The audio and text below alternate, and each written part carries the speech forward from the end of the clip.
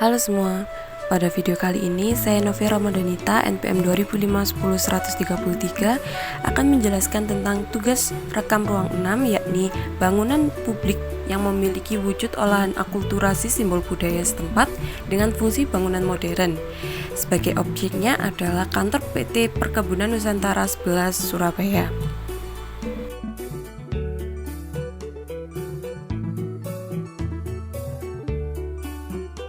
Kantor PT Perkebunan Nusantara 11 yang berdiri di Jalan Merak Nomor 1, Kerembangan Selatan, Kerembangan, Kota Surabaya, merupakan bekas kantor Handelsvereniging Amsterdam atau Asosiasi Pedagang Amsterdam yang memiliki tanggung jawab ekspor hasil produksi gula, kopi, dan singkong Hindia Belanda kala itu. Dibangun pada tahun 1911 dan selesai 10 tahun kemudian pada tahun 1921. Kemudian diresmikan pada tahun 1925. Gedung ini dibangun di atas area dengan luas 1,6 hektar oleh biro arsitek terkenal, yakni Hulswith Vermont et Kuipers, dengan menggunakan gaya arsitektur neo-renaissance dipadukan dengan elemen-elemen kebudayaan setempat. Material pembangunan gedung ini didatangkan secara impor dari Belanda dan Italia seperti kaca, keramik, besi, hingga handling tangga. Dalam pembangunan gedung PTPN 11 dilakukan selama periode perkembangan arsitektur kolonial Belanda di Surabaya sesudah tahun 1920.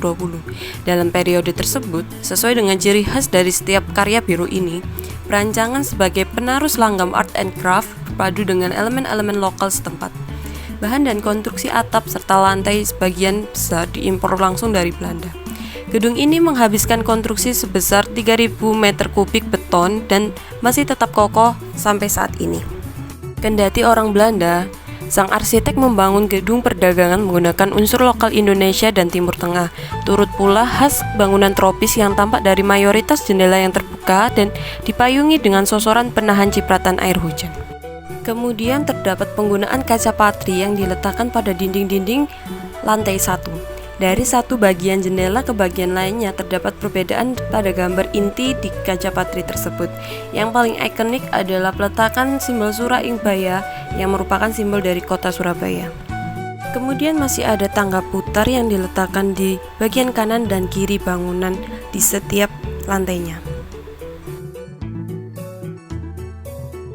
Kemudian pada lantai 2 terdapat relief-relief yang memiliki arti kegiatan berbeda satu sama lain.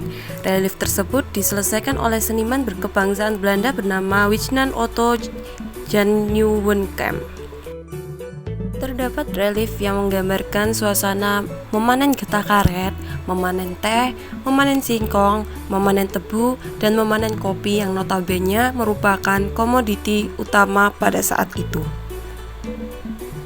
Kemudian terdapat satu relief lagi yang menggambarkan tentang kantor pusat Handelsvereniging Amsterdam atau HVA di Belanda.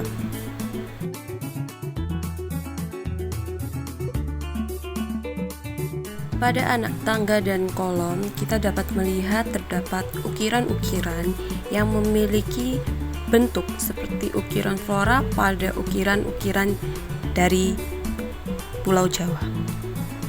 Hal tersebut membuktikan terdapat adanya akulturasi budaya pada saat pembangunan gedung PTPN 11 Surabaya ini.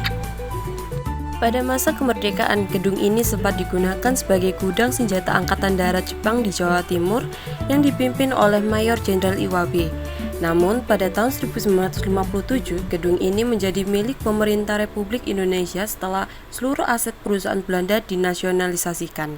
Pada tahun 1958, pemerintah Republik Indonesia menasionalisasi gedung ini untuk ditempati Perusahaan Perkebunan Negara atau PPN kala itu. PPN kemudian berubah nama menjadi PTPN 11 yang merupakan hasil peleburan PT Perkebunan 10 dan PT Perkebunan 14-15. Yang menjadi ciri khas setiap bangunan Belanda kala itu adalah terdapat adanya bunker di bagian dasar bangunan. Begitu pula dengan gedung PTPN 11 ini yang masih memiliki bunker dan saat ini masih ada dan terus dirawat dengan baik, yang apabila jalurnya tidak tertutup karena gelap dan lembab akan mengarah pada Sungai Kalimas.